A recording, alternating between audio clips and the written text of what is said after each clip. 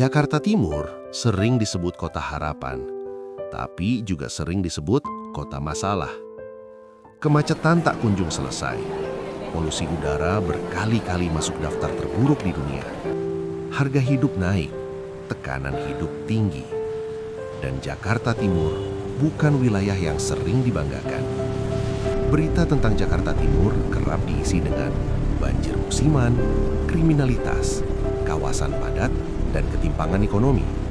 Sebagian orang bahkan menyebutnya Jakarta yang keras. Tapi anehnya, setiap tahun orang tetap datang. Bukan satu dua, bukan satu suku.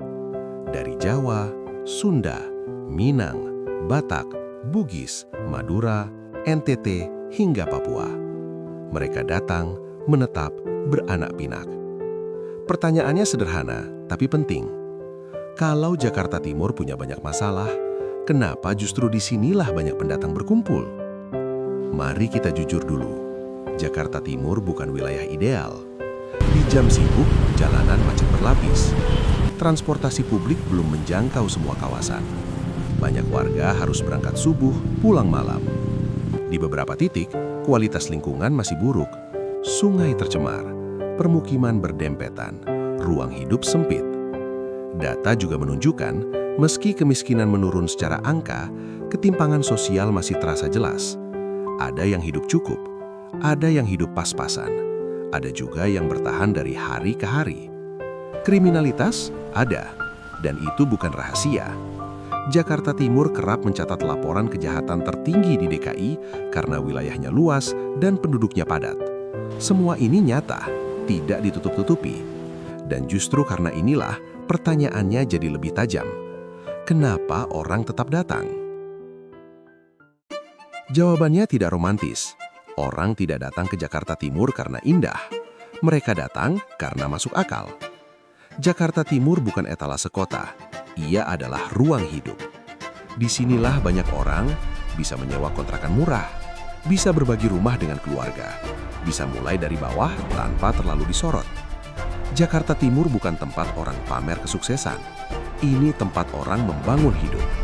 Dan ketika seseorang bertahan, ia memanggil yang lain. Saudara, teman, orang sekampung. Dari satu orang, jadi satu keluarga. Dari satu keluarga, jadi satu komunitas.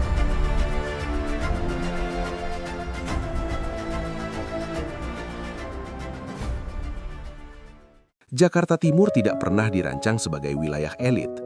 Ia tumbuh perlahan, organik, campur aduk. Tidak ada satu identitas dominan. Bukan Betawi sepenuhnya, bukan Jawa sepenuhnya, bukan wilayah satu etnis. Akibatnya, semua menyesuaikan.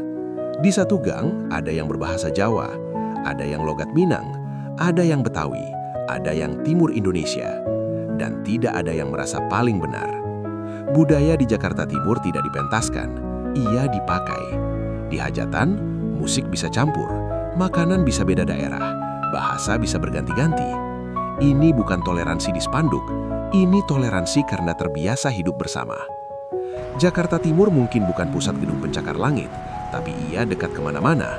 Industri, gudang, pabrik, sekolah, pasar, transportasi. Banyak pekerjaan level awal ada di sini. Untuk pendatang, ini penting, karena tidak semua orang datang dengan modal besar. Sebagian datang hanya dengan niat bekerja. Jakarta Timur memberi ruang untuk buruh, pedagang kecil, pengemudi, pekerja informal. Disinilah mimpi sederhana bisa dimulai.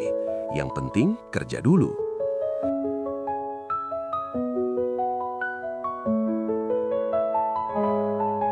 Jakarta Timur tidak menjanjikan hidup mudah. Ia keras, padat, kadang melelahkan. Tapi ia jujur. Kalau kamu bekerja, kamu bisa bertahan. Kalau kamu sabar, kamu bisa tumbuh. Tidak ada ilusi besar, tidak ada glamor palsu. Dan justru itulah yang membuat banyak orang betah. Karena mereka tahu, hidup memang tidak selalu indah, tapi harus masuk akal.